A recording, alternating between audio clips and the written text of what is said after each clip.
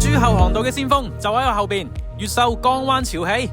繼去年成功打造港府系，越秀今次喺海珠後航道臨江200米引入全新先鋒系手作。行出江門就係好受歡迎嘅海寶公園，而隨住環島路嘅陸續開通，有冇俾到你臨江大道嘅即視感？作為越秀地產先鋒系手作，喺社區審美、公共空間同埋產品戶型上面都全方位升級，更對標世界知名 LWP 濱江國際社區，帶嚟全新居住哲學。嚟緊仲有高端商業嘅廣百海港會開業，真正做到住商融合。南向嘅江岸生活真係可遇不可求，而今次江灣潮起俾到你每一戶都能夠做到南向，望到我哋嘅珠江後航道，即刻帶你睇下。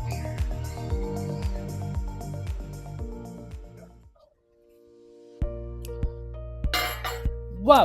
嗱，呢個咧就係95方嘅單位，而且呢個尺度咧已經俾到你以往可能真係要123方先有體驗。當然啦，呢度已經唔係再捲嗰啲什麼使用率，因為佢已經足夠高。最緊要喺呢度嘅生活體驗絕對好，好似呢個單位咁樣。嗱，呢個位置可以仲有可塑空間，再做多間房就等於4個房。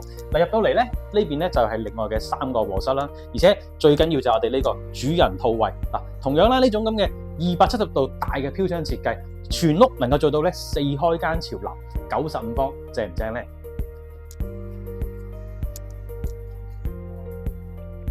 想要更大嘅空間尺度，當然睇下我哋呢個132方嘅板房啦。南北對流嘅設計，一定係老港至愛，而且呢個戶型咧，無論低區定高區都會有。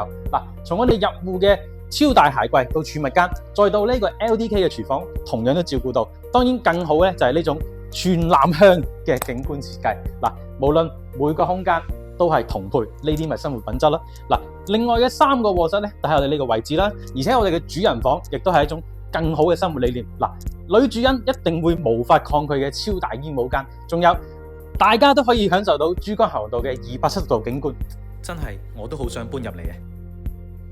江灣潮起為後航道帶嚟新一代嘅豪宅產品同生活方式，更傳遞一種粵己嘅人居理念。從超120%嘅戶型使用率到公區寵物廣場，甚至車庫迷你倉，種種都係先鋒範本，好多細節都歡迎你親臨體驗。而我推薦嘅粉絲更有專屬福利，所以記得關注我進圖，買樓有質素。